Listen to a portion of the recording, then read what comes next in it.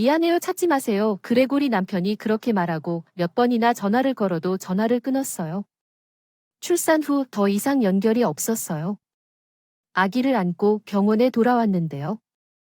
집은 잠겨 있고 접근할 수 없습니다. 나를 데리러 오기로 되어 있던 그레고리에게 연락하려고 했을 때 그가 나에게 한 말은 피곤합니다. 나는 집을 팔고 어떻게 이런 일이 일어났는지 궁금해하기보다는 나를 찾지 않았습니다. 어차피 내 품에 안긴 작은 생명을 어떻게 지켜내야 하는데 의지할 부모도 없고 이럴 땐 의지할 사람도 없고 일을 해도 아기랑도 할 수 없고 심지어 내가 관리한다면 1,000월급을 받을 때까지 머물 곳이 없을 것입니다. 나는 올바른 해결책을 생각할 수 없이 빙빙 돌고 있었습니다. 은행저축은 내 아이를 위해 저축해 놓은 것을 기억하고 있었고 서둘러 은행으로 갔다고 들었습니다. 잔액은 1달러입니다. 명세서를 보면 며칠 전에 입금한 돈이 거의 모두 인출된 것으로 나타났습니다. ATM 카드는 집 서랍에 넣어두었을 것입니다. 피니오 남의 계좌까지 도용할까봐 깜짝 놀랐어요. 혹시 우리 아이를 키울 생각이 있었나요? 집에 있는 내 소지품이 어떻게 되었는지조차 몰랐어요. 우리 집을 판 그레고리가 돈을 인출한 게 틀림없어요. 내 통장에서 귀중품을 다 팔아버린 내 작은 희망은 그레고리에게 짓밟히고 멍하니 있어야 할 찰나. 근처 집에서 다시 내 집 앞에 섰는데 가족들의 유쾌한 목소리와 TV에서 그 유명한 블루 호라이즌 엔터프라이즈 회장이 막대한 재산을 남기고 세상을 떠났다고 보도됐어요. 거기 토끼는 어딘가 행복을 누리고 있었는데 어떡하지 난 아무것도 없지. 그레이스 이 세상에 완전히 뒤처진 기분으로 너를 어떻게 키울 수 있을까. 내가 안아줘서 내 지갑을 다시 확인하는 내 팔의 따뜻함 나는 그것이 50달러 미만이라는 것을 알았습니다. 이것으로 밤에 우는 아기와 함께 며칠 이상 버틸 수 없을 것입니다. 밤이 되자 아이만 추워하지 않기를 바라면서 공원 벤치에 앉았다. 내일은 소비자금융회사에서 돈을 빌려야겠다. 혼자 노숙자로 지내야 한다는 생각이 머릿속을 스쳐갔지만 따뜻한 마음이 나를 지탱해 주었다. 내 아이야 나는 사소한 해결책을 찾기 위해 애썼다. 그때 알 수 없는 번호에서 전화가 왔고 이 전화 한 통이 몇 시간 후 내 인생을 극적으로 바꿔놓았다. 그레이스와 나는 고급 호텔의 방에 오늘 밤 여기에 묵었다. 반값을 지불했다. 그리고 기저귀와 아기용품은 나중에 배달될 예정이에요. 크리스티나 옷도 정리했고 더 필요한 게 있으면 친구 데스크에 물어보세요. 누군가의 도움 덕분에 갑작스런 도움을 의심하는 대신 생활이 안정될 때까지 여기에 머물 수 있었어요. 푹 자고 나면 아이와 함께 노숙자가 되지 않는다는 사실에 깊은 안도감을 느꼈다. 미래에 대해 생각할 수 있는 정신적 여유가 있었다. 그레이스의 부모가 함께 있는 것이 낫다. 오해가 있으면 해결하고 행복하게 살 수 있을지도 모른다.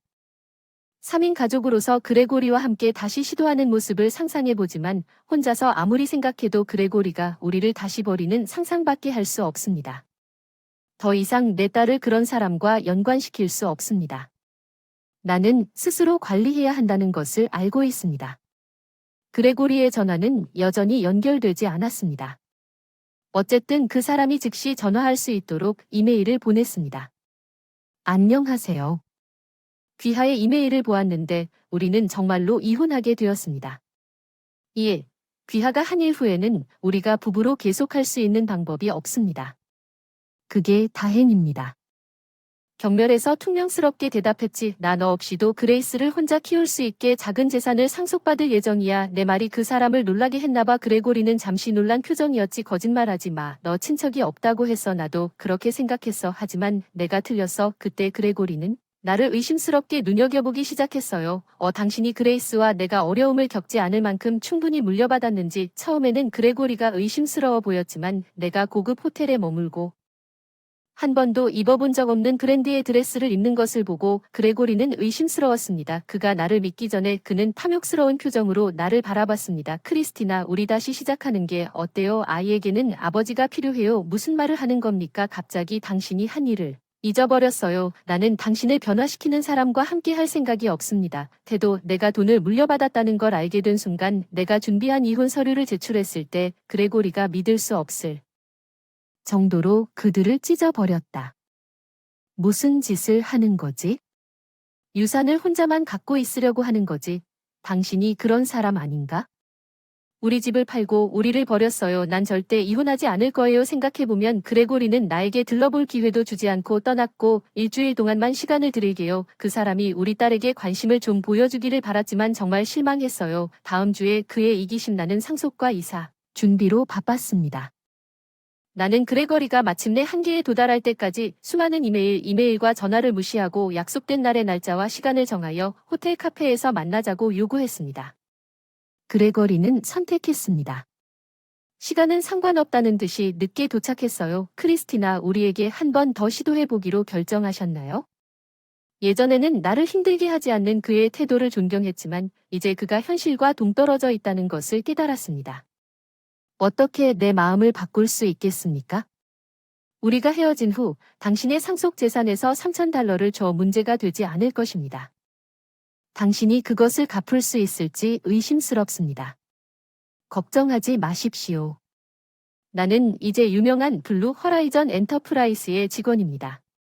당신이 언제 변했는지 쉽게 갚을 수 있습니다. 직업은 중요하지 않지만 당신이 일하는 곳은 중요하지 않습니다. 나는 사랑하는 아내와 딸을 위해 바꿨습니다. 나는 가족 중심적입니다. 당신은 그가 우리가 데이트할 때 사랑스러워 보이기 위해 자주 사용했던 몸짓으로 나를 아래에서 바라봤다는 것을 알고 있습니다. 나는 그런 태도에 속았습니다.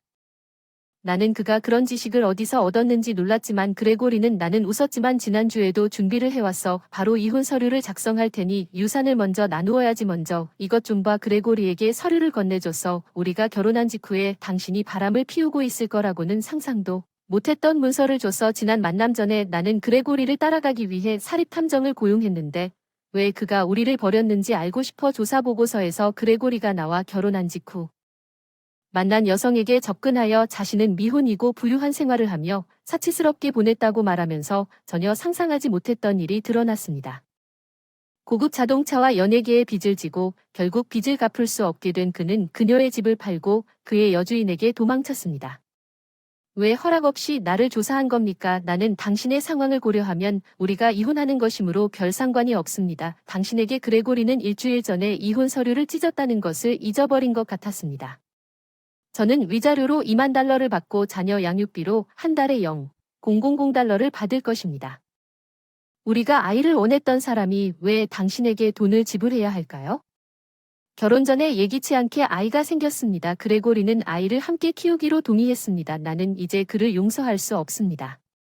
당신이 피할 수 없는 모든 증거를 가지고 모든 것을 나에게 비난하는 것은 용서할 수 없습니다.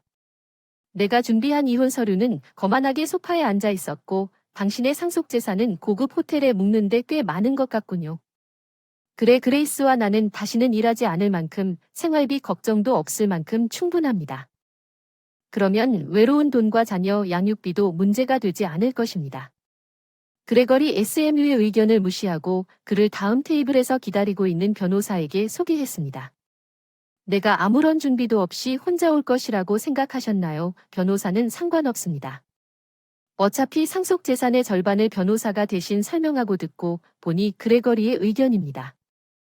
얼굴이 창백해져서 상속 재산은 부부 재산이 아니라 거짓말이야. 반대로 당신이 판 집에서 나온 돈은 부부 재산이고 당신도 그레이스의 저축도 지출하고 있어요. 당신이 더 많은 빚을 지게 될 것 같군요. 나는 당신의 돈을 받을 수 있다고 생각하고 서명했습니다. 그 금액을 지불하지 않았습니다. 다른 장면을 피하기 위해 변호사에게 문서를 안전하게 보관하도록 했습니다.